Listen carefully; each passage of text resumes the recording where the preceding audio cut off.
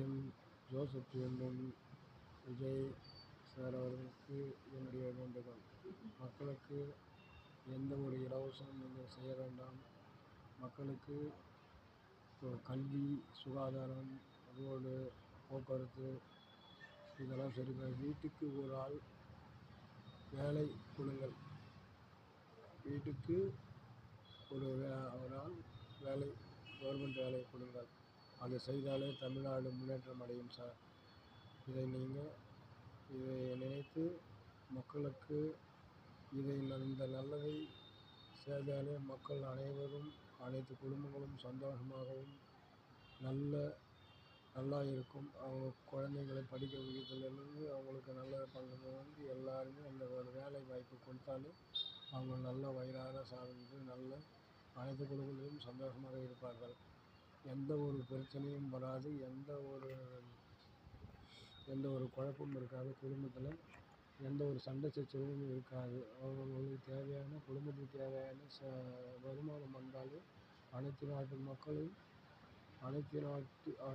மக்களும் அனைத்து குடும்பத்திலும் உள்ளவர்கள் அனைவரும் சந்தோஷமாகவும் இருப்பார்கள். இந்த ஒரு நான் சொல்வதை நீங்கள் செய்து காட்டுங்கள். அனைவருக்கும் வீட்டுக்கு ஒரு நபருக்கு வேலை கொடுங்கள், கவர்மெண்ட் வேலை. அதை செய்தாலே போதும், அனைத்து குடும்பமும் சந்தோஷமாகவே இருக்கும். உங்கள் பெயரும் நல்ல முறையில் இருக்கும். இனிமேல் யாரும் உங்கள் பதவிக்கு எதிராக யாரும் வரமாட்டார்கள். இதை நீங்கள் கண்டிப்பாக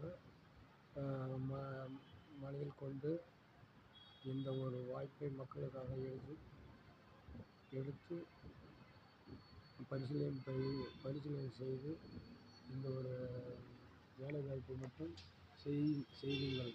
பசுபிரியோ, சிலிண்டரோ, பணமோ அனைத்தையும் விட்டுவிடுங்கள். அனைத்து குடும்பங்களுக்கும் ஒருத்தர் கவர்மெண்ட் வேலை செய்கிறவங்க வீட்டில் கொடுக்க வேண்டாம்.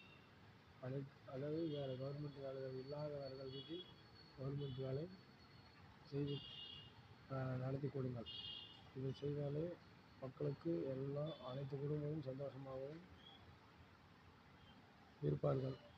அவரவர்கள் குடும்பத்துக்கு தகுந்த வருமானம் வந்தாலே போதும், அனைவரும் நல்லா இருப்பார்கள்.